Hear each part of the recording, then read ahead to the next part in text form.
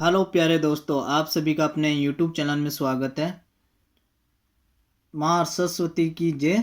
आप सभी पर माँ सरस्वती की कृपा बनी रहे और जहाँ तक संभव हो इस चैनल को बस ज़्यादा से ज़्यादा सब्सक्राइब, लाइक, कमेंट करते रहिए।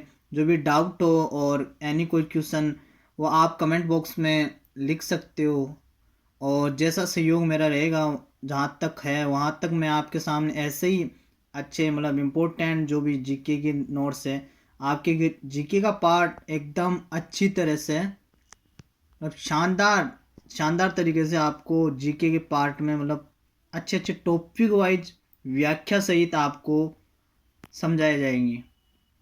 तो प्लीज़ आप इस चैनल को अपने सभी मित्रों तक पहुंचाइए ताकि ये हैंड रिटन नोट्स वीडियो उनके काम आ सके एनी एग्जाम्स में।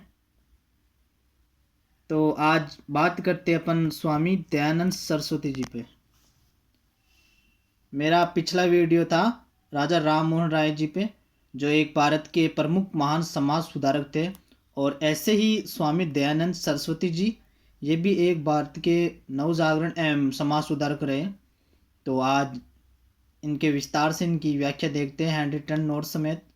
तो आप सभी अपनी नोटबुक और पेन साथ में रखिए और जैसे जैसे ये नोट्स हैं, जैसे जैसे हम व्याख्या से इनको समझा रहे हैं वैसे आप इनको लिखिए और याद कीजिए। देखो दोस्तों, आप स्वयं के द्वारा लिखे हुए नोट्स वो आपको एक समय नहीं मतलब जितनी भी एग्ज़ाम आप दोगे उन हर एग्ज़ाम्स में रिवाइज करने में आपको बहुत हेल्प देंगे। और जहाँ तक संभव हो वहाँ तक आप खुद के हैंड रिटन नोट्स ही बनाओ। तो आइए करते हैं बात स्वामी दयानंद सरस्वती जी। इनका जन्म 1824 ईस्वी में गुजरात के मोरवी के टंकारा नामक स्थान पर हुआ। स्वामी दयानंद सरस्वती जी का जन्म 1824 ईस्वी में गुजरात में मोरवी एक गांव है, जगह है, उसमें एक टंकारा नामक स्थान है, वहाँ पर हुआ। इनके बचपन का नाम मूल शंकर था। ये स्वामी दयानंद सरस्वती जी पर आज जो भी मतलब जीके में स्वामी दयानंद सरस्वती जी पे जो भी टॉपिक आएंगे वो इस नोट से बाहर नहीं जाने वाले। मैं short and sweet note GK का निचोड़ मतलब ऐसा कंटेंट ला रहे हैं आपके सामने। और ये मेरे आज के नोट्स नहीं, ये मेरे लगभग 2-3 साल पुराने नोट्स हैं जिन्हें मैं आज आपके सामने पेश कर रहा हूँ ताकि आपको हेल्प मिल सके। ऐसे देखो, टॉपिक्स को हम देखेंगे स्वामी दयानंद जी सरस्वती तो हम कंफ्यूज हो जाते हैं कि क्या पढ़ा जाए इस टॉपिक से। तो इस टॉपिक में क्या पढ़ा जाए नहीं, इस टॉपिक से क्या क्वेश्चन आए जाए, मतलब एनी कंपटीशन एग्जाम्स, एक एग्जाम की बात नहीं कर रहा, जितनी भी कंपटीशन एग्जाम्स में उसमें अगर स्वामी दयानंद जी सरस्वती जी पे बात की जाए तो उनके ऊपर जो जीके में जो भी टॉपिक है वो कौन से टॉपिक जीके में अपनी एग्जाम्स में आ सकते हैं वो ही टॉपिक आपके सामने लाए जा रहे हैं। और मेरे जितने भी वीडियो हो गए उन सभी वीडियो को आप देखना, उन सभी वीडियो में वो ही मैं इम्पोर्टेंट लाइन वाइज व्याख्या सहित वो ही कंटेंट आपके सामने लाऊंगा जो रियल में एकदम जेन्युइन एग्जिट मतलब कि रियल में आपके हर एग्जाम्स में काम आए। तो इनके बचपन का नाम मूल शंकर। हाँ, ये क्वेश्चन आ सकता है कि स्वामी दयानंद जी सरस्वती के बचपन का नाम क्या था? मूल शंकर। मूल शंकर किसका नाम था निम्न में आ जाए, जैसे एक पे आ जाए राजा राममोहन राय, दूसरे पे आ जाए विवेकानंद, तीसरे में गोपाल कृष्ण गोखले आ जाए, चौथे में रविंद्रनाथ टैगोर आ जाए, तो आप बिल्कुल बिंदास होकर लगा सकते हो स्वामी दयानंद जी सरस्वती। इनके बचपन का नाम मूल शंकर था। इनका उपनाम भारत का हिंदू लूथर, इनको मार्टिन लूथर किंग के नाम से भी जाना जाता है। ये इनका उपनाम जितने भी इतिहास में अपने जो महान हुए सुधारक, क्रांतिकारी, जितने भी जो है राजा महाराजा, उनके जो ये उपनाम है ना वो आप बिल्कुल माइंड में फिट कर लो। इनसे हम कंफ्यूज होते हैं, ये चाहे कितने याद कर लो, जहाँ जब तक हमारे याद नहीं होगी तब तक इनको हम नहीं कर सकते। तो भारत का हिंदू लूथर किन्हें कहते हैं? स्वामी दयानंद जी सरस्वती को कहा जाता है। इनके बचपन का नाम मूलशंकर। मूलशंकर किनका नाम था? दयानंद सरस्वती जी का नाम था। और भारत का हिंदू लूथर किसे कहते हैं? स्वामी दयानंद जी सरस्वती को कहते हैं। आगे करते हैं बात। ये पहले व्यक्ति थे जिन्होंने स्वदेशी आंदोलन की विचारधारा प्रस्तुत की थी।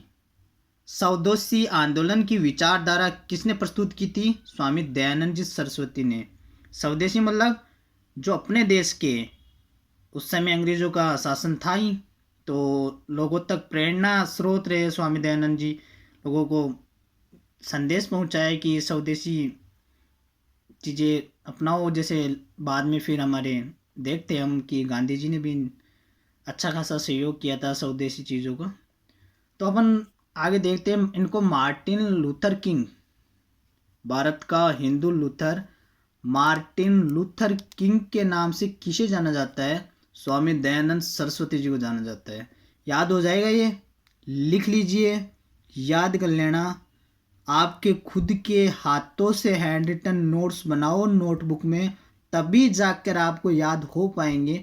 ऐसे तो देखो मार्केट में तो बहुत सारी किताबें, बट जब तक आप खुद के नोट्स नहीं बनाओगे तब तक हर मतलब मैं असंभव बोल सकता हूँ, चाहे कितना चाहे भंडार कर लो किताबों का, याद कर लो, वो एक दिन रहेगी, 10 दिन रहेगी, 20 दिन बाद में आप भूल जाएंगे उन चीज़ों को। और जब ऐसे नोट्स खुद के लिखे हुए अगर सामने आते हैं ना, तो ये चीज़ें बिल्कुल याद रहती है और एग्ज़ाम्स के समय हमें बहुत हेल्पफुली रहती है।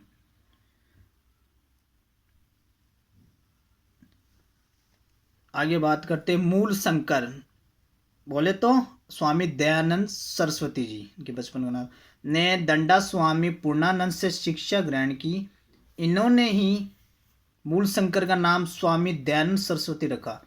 इनके गुरु का नाम क्या था? दंडा स्वामी पूर्णानंद। मूल शंकर बोले तो स्वामी दयानंद सरस्वती जी, इनके गुरु का नाम स्वामी पूर्णानंद जी, इन्होंने ही स्वामी दयानंद सरस्वती रखा। तो अब बात करते हैं कि दयानंद सरस्वती के बचपन का नाम क्या था? मूलशंकर। इनके गुरु का नाम क्या था? दंडा स्वामी पूर्णानंद। इन्होंने ही इनका नाम स्वामी दयानंद सरस्वती रखा। ये क्वेश्चन आ जाए कि दयानंद सरस्वती ये नाम किसने रखा? मूलशंकर के गुरु दंडा स्वामी पूर्णानंद ने। तो आप बिल्कुल नहीं भूलोगे ये क्वेश्चन, एकदम शानदार कंटेंट ला रहे हैं। बिंदास रहो, आपके सामने हर चीज़ का लाया जाएगा, बस आप तो सहयोग करते रहो। ये मेरा चैनल नहीं, आप सभी का चैनल है, और जहाँ तक संभव होगा ज़्यादा से ज़्यादा कंटेंट लाने की आपके सामने कोशिश की जाएगी। बस आप इसी तरह अपने मित्रों तक पहुंचाते रहिए, सभी के काम आए। मैं तो यही चाहता हूँ। ये नोट्स सरस्वती जी ने सत्यार्थ प्रकाश, जो संस्कृत भाषा में थी, आर्य समाज की बाइबल के नाम से भी जानी जाती है, को 12 जून 1875 1874। देखो कई इतिहास की बुक्स में 1875 भी है और कई में 1874 भी है, तो इस चीज़ को एक बार देख लेना आप, ईस्वी में लिखा था। तो एक क्वेश्चन यहाँ से बनता है कि सत्यार्थ प्रकाश, इस पुस्तक के रचयिता कौन थे? स्वामी दयानंद सरस्वती। आर्य समाज की बाइबल कौन सी पुस्तक को कहा जाता है? सत्यार्थ प्रकाश को कहा जाता है, जो संस्कृत भाषा में लिखी गई थी। इन्होंने ऋग्वेदादि भाष्य, इनकी रचनाएं ये वेद भाष्य भूमिका, गो करुणा निधि, पाखंड खंडन नामक प्रसिद्ध ग्रंथों की रचना की। इनके ग्रंथ देख लीजिए आप, ऋग्वेदादि भाष्य, वेद भाष्य भूमिका, गो करुणा निधि, पाखंड खंडन आदि ग्रंथों की रचना की थी। इन्होंने ही सर्वप्रथम स्वराज्य शब्द का प्रयोग किया था। देख लेना, ये शब्द एकदम इम्पोर्टेंट है कि कौन से समाज सुधारक ने स्वराज्य शब्द का प्रयोग किया था सर्वप्रथम? स्वामी दयानंद सरस्वती जी। आर्य समाज ने हिंदुओं में आत्मसम्मान की भावना पैदा की।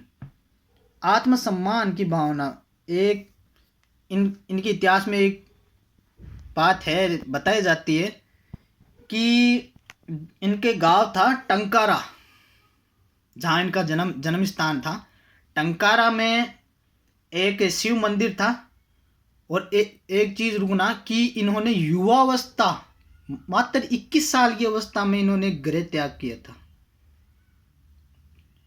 और क्या करोगे आप, अपन तो 21 साल 25 साल तक, मतलब 24 साल तक तो अपन पढ़ाई से घर से ही देख रहे थे, और इन्होंने तो 21 साल की युवावस्था में ही गृह त्याग कर दिया था।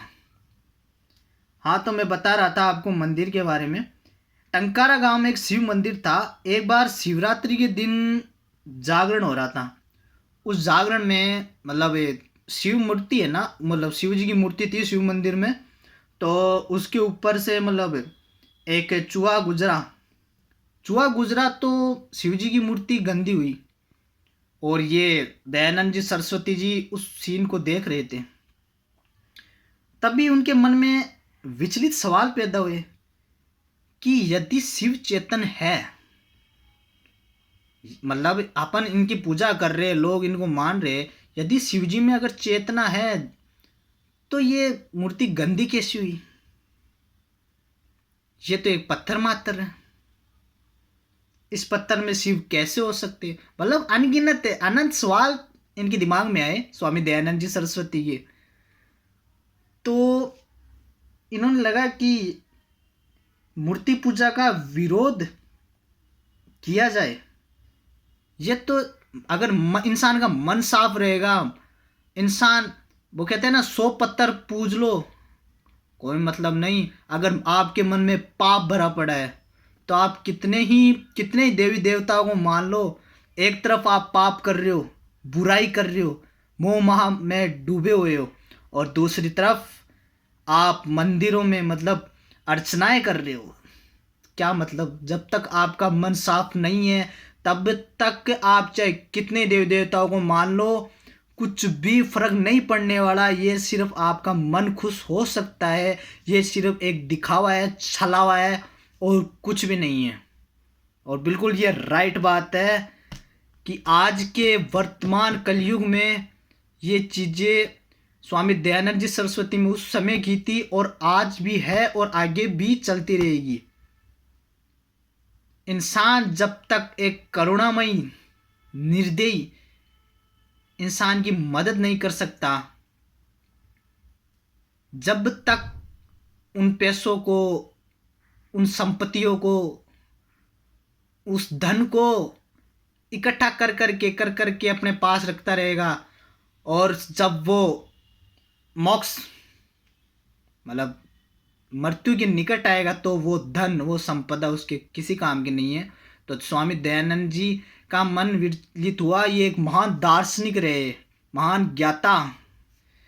तब से इन्होंने मूर्ति पूजा का विरोध किया। ये चीज याद रखना, मूर्ति पूजा का विरोध किया था इन्होंने। वो क्यों किया? शिवजी वाली मैंने स्टोरी बताई कि उसमें शिवजी की मूर्ति, टंकारा गांव में शिवजी की मूर्ति 21 साल की अवस्था, फिर इन्होंने गृह त्याग किया था। क्यों किया था गृह त्याग 21 साल की अवस्था में?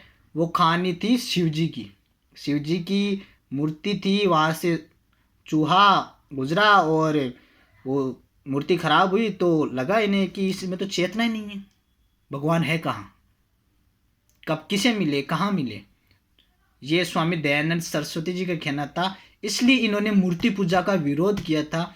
आखिर नहीं था, देखो आज मैं मानता हूँ कि पौराणिक कथा है, गाथा है, परंतु ये बात भी सत्य है जो स्वामी दयानंद जी सरस्वती का कथन था कि देखो मन साफ होना चाहिए, चाहे कितने देव देवता पूज लो, जब तक आपका मन विचलित रहेगा, जब तक आपके मन में लोगों के प्रति भावना ही नहीं जगेगी, तब तक भगवान आपके पास नहीं आ सकते हैं। ये बस यही था इनका मूर्ति पूजा के। वैसे ये ऐसा नहीं था कि इन्होंने मतलब एकदम से मतलब धर्म त्याग दिया था, नहीं, धर्म नहीं त्यागा इन्होंने। बस जो ये ढोंग रच रहे थे ना, उनके ये विरोधी थे, और कुछ भी नहीं था। सरासर ये उनके विरोधी थे, इसलिए इन्होंने मूर्ति पूजा का विशेष विरोध किया था। ठीक है, आइए आगे करते हैं अपन बात। स्वराज्य शब्द का प्रयोग किया, बता दी। आर्य समाज ने हिंदू में आत्मसम्मान भावना पैदा की। आत्मसम्मान की भावना वही थी, मन साफ रखिए। और आपसे भी यही गुजारिश है, देखो मन साफ रखो, धर्म करो, अच्छे कर्म करो और दैनिक लोगों के प्रति सोच रखो और जहाँ तक संभव हो हर इंसान की मदद की जाए।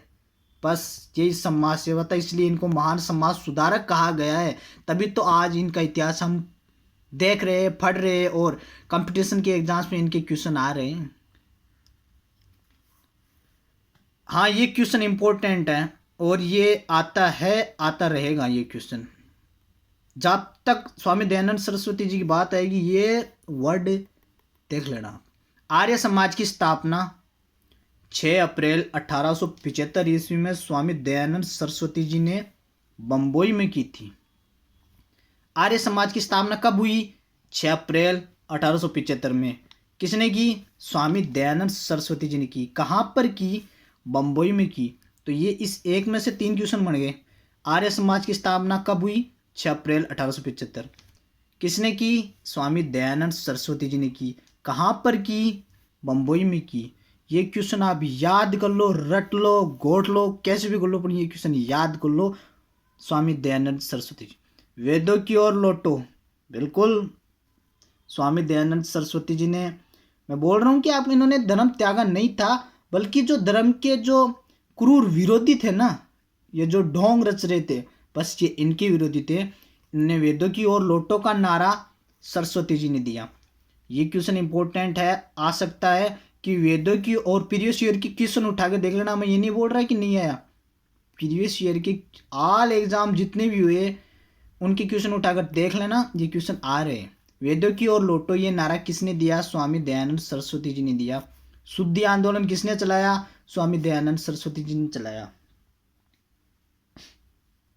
शुद्धि आंदोलन का मतलब जो लोग धर्म पर परिवर्तन कर रहे थे ना, मतलब कई लोग थे जो हिंदू धर्म से हटकर अन्य धर्म अपना रहे थे, इसलिए शुद्धि आंदोलन चलाया ताकि वापस पुनः उनको हिंदू धर्म में शामिल किया जाए। ये आप व्याख्या से देख सकते हो कि शुद्धि आंदोलन क्या है। शुद्धि आंदोलन का मतलब है जो लोग धर्म परिवर्तन कर चुके थे उनको पुनः हिंदू बनाने के लिए बनाया गया था। इनकी मृत्यु लिख लीजिए, इनकी मृत्यु, ये भी एक चीज याद रखने की है, इनकी मृत्यु जोधपुर, जहां ये महाराजा जसवंत सिंह के यहाँ गए हुए थे, वहां की एक वेश्या नन्नी बाई द्वारा विष देने पर 30 अक्टूबर 1883 को इनकी अजमेर में फिर मृत्यु हो गई थी।